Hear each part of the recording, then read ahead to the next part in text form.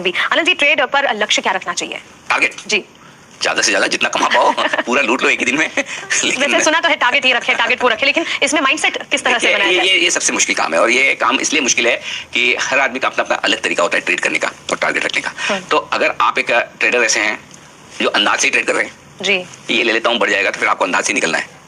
आप ऐसे ट्रेडर हैं जो टेक्निकल्स चार्ट्स देखकर या किसी चार्टिस्ट की सलाह पर कर रहे हैं, राइट, तो फिर आपको वो देखना होगा कि चार्ट पर क्या लेवल्स आ रहे हैं, स्टॉक कहां तक जा सकता है, पहला लेवल क्या है, दूसरा क्या है, तीसरा क्या है, अलग अलग लेवल्स होते हैं, तो वो लेवल्स आप रख सकते हैं। तो बेसिकली इसका कोई फॉर्मूला नहीं है। अगर आप बिना किसी फॉर्मूले के, बिना किसी स्टडी के अंदाज से ट्रेड कर रहे हैं तो फिर आपको अंदाज से निकालना। बहुत सारे लोग होते हैं, अच्छा 101 में ले 103 में डाल दे, वाह ठीक है मुझे इतना ही कमाना है। कुछ चार्टिस्ट होंगे कि अरे ये 101.50 के ऊपर निकलेगा तब ये चार्ट पे बाय सिग्नल आ जाएगा, मैं तब खरीदूंगा, तब मेरा 100 रुपए का स्टॉप लॉस है, 104 रुपए 75 पैसे का टारगेट है तो वहां मैं बुक करूंगा। तो ये डिपेंड इस बात पर करता है कि आप ट्रेडिंग किस तरीके से कर रहे हैं। पॉइंट सिंपल है मानसी, अगर आप चार्ट देखकर कर रहे हैं, किसी और की सलाह पर कर रहे हैं, अपनी खुद की गट फीलिंग अपने मन से कर रहे हैं, जिसकी भी सुन के आप कर रहे हैं उसे फॉलो जरूर करें। ओके, मतलब आप किसी भी तरह से आप अगर निवेश करें लेकिन टारगेट, एक लक्ष्य को दिमाग में जरूर रखा जाए। टारगेट की तो बात हो गई, स्टॉप लॉस एक ऐसा वर्ड है जो स्टॉप लॉस भी हम सुनते हैं, इसके फायदा, मतलब स्टॉप लॉस रखने के फायदे क्या है? स्टॉप लॉस से नुकसान है, ठीक है, जैसे आपका स्टॉप लॉस ट्रिगर हो गया यानी कि नुकसान पक्का, लेकिन फिर भी ये फायदे का सौदा है। क्यों? क्योंकि एक तरफ आप कहेंगे अरे स्टॉप लॉस लगाया नुकसान हो गया तो फायदा कैसे हुआ? हो सकता है आपका नुकसान अगर आप स्टॉप लॉस नहीं लगाते तो बहुत ज्यादा भी हो सकता था। अब स्टॉप लॉस क्या है वो समझ लीजिए। आपने कोई भी ट्रेडिंग पोजीशन ली और वो ट्रेडिंग पोजीशन, सपोज आपने कोई शेयर 100 रुपए में खरीदा इस उम्मीद में कि 105 हो जाएगा, और ज्यादातर केस में ऐसा होता ही है कि जो आप सोचे वैसा नहीं होता, उसका उल्टा होता है। तो आपको सौदा करते वक्त ये दिमाग में बिठा लेना है कि इस ट्रेड में मुझे इससे ज्यादा पैसा नहीं तोड़ना है, इससे ज्यादा नुकसान नहीं करना है। वो इन टर्म्स ऑफ प्राइस हो सकता है, इन टर्म्स ऑफ मनी हो सकता है। प्राइस कैसे कि मैंने 100 रुपए में शेयर खरीदा, 98 या 97 के नीचे जाएगा तो मैं बेच दूंगा। इन टर्म्स ऑफ मनी हो सकता है कि भाई मुझे एक ट्रेड में 25,000 50,000 लाख रुपए से ज्यादा का या 5,000 रुपए से ज्यादा का नुकसान नहीं करना है। जो भी आपका अमाउंट हो वो आप डिसाइड कर लीजिए, और उस प्राइस के नीचे जाए तो सिस्टम में एक फैसिलिटी है स्टॉप लॉस डालने की। ओके, यानी कि आप कोई भी ट्रेड करें, एक आप ऑर्डर पंच कर सकते हैं कि अगर ये शेयर 98 रुपए पर ट्रेड हो जाए या इसके नीचे ट्रेड होने लगे तो मेरा स्टॉक बिक जाए। तो स्टॉप लॉस से ये फायदा एक तो ये कि आपको पता है कि मेरा नुकसान इतना ही होना है। दूसरा, कई बार क्या होता है कि अचानक से शेयर बहुत गिर जाता है, बहुत बढ़ जाता है, तो आपकी जो पोजीशन है उस पोजीशन के विपरीत अगर शेयर चलने लगे तो आपका नुकसान लिमिटेड हो। तो आपको ट्रेड करना आए या ना आए मानसी वो इंपॉर्टेंट नहीं है।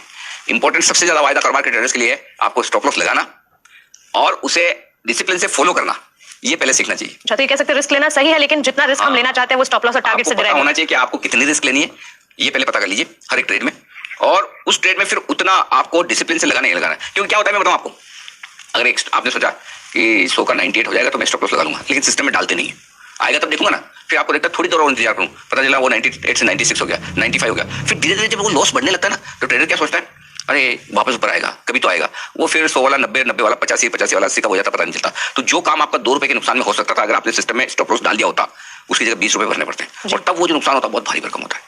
जैसे कि आपने बताया 100 का 98 हो जाएगा तब मैं स्टॉप लॉस डालने के बारे में सोचूंगा। अगर मैं लंबी अवधि के लिए निवेश करने की सोच रही हूँ कि चलिए मैं अभी ऑन लॉन्ग टर्म 1 या 2 दिन के लिए नहीं, ऐसा ट्रेड, अगर मैं ट्रेड करने के लिए एफ&ओ है तो हम सिर्फ ट्रेड करेंगे। अगर मैं ट्रेड करने के बारे में सोच रही हूँ तो किस लेवल पर मुझे स्टॉप लॉस लगाने के बारे में सोचना चाहिए? तुरंत ही लगा लेना चाहिए स्टॉप लॉस? हाँ, मैं भी बोल रहा हूँ स्टॉप लॉस तो पहले डालना चाहिए, बाद में ट्रेड करना चाहिए। कई बार तो लोग ऐसा बोलते हैं स्टॉप लॉस क्यों लगाना चाहिए। देखिए, और एक और चीज इसमें ये भी मान से समझने वाली कि दिन के दौरान तो आपको पता है कि आपने स्टॉप लॉस डाल दिया। कई बार क्या होता है कि आप जब ओवरनाइट पोजीशन रखते हैं, अगले दिन के लिए ले जाते हैं, तो किसी दिन बड़ा गैप से ऊपर या नीचे स्टॉक खुल सकता है या इंडेक्स खुल सकता है, और आपको अचानक से जितना आपने सोचा उससे ज्यादा नुकसान भी हो सकता है। तो वायदा कारोबार की रिस्क यही है। कई बार आप सोचते हो कि ठीक है मैंने 2% का स्टॉप लॉस दिमाग में रखा हुआ है, लेकिन नेक्स्ट डे अचानक से बहुत ही ऊपर नीचे खुल गया और वो ट्रिगर नहीं हुआ तो ज्यादा नुकसान भी हो सकता है। तो स्टॉप लॉस कितना रखना चाहिए ये हर एक इंडिविजुअल पर डिपेंड करता है जी, कि आपने क्या सोचकर ट्रेडिंग पोजीशन बनाई है, क्या सोचकर आप उस स्टॉक में पोजीशन होल्ड करना चाहते हैं, कितना टारगेट रखना चाहते हैं, कितना स्टॉप लॉस रखना चाहते हैं। ये हर एक अलग अलग, एक ही पोजीशन में आपका स्टॉप लॉस टारगेट अलग हो सकता है, मेरा अलग हो सकता है, किसी और का और अलग हो सकता है। अनिल जी, स्टॉप लॉस जो है इसको हम बार बार बदल सकते हैं, और अगर बदल सकते हैं तो बदलना चाहिए, जितनी बार चाहे बदल दीजिए।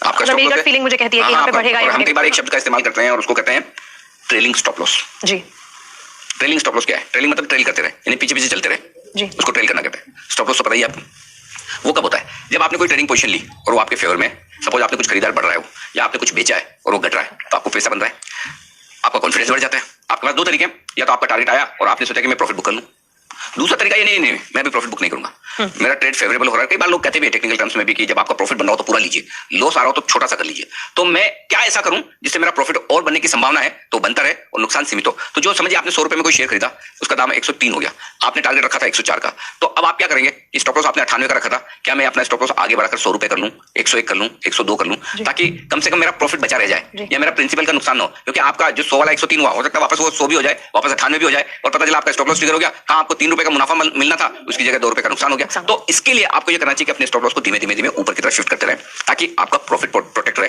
नुकसान ना हो। अच्छा, और चाहे लॉन्ग टर्म हो या शॉर्ट टर्म हो, टारगेट और स्टॉप लॉस मेंटेन। आपके टारगेट आपको बदलिए, टारगेट नहीं बदलने तो स्टॉप लॉस बदलती चलिए। तो टारगेट और स्टॉप लॉस वायदा बाजार के एक अहम नियम है, ये हमने इस बार जाना। आगे ऐसे ही कॉन्सेप्ट्स लेके आएंगे, आप बने रहे हमारे साथ। नमस्कार।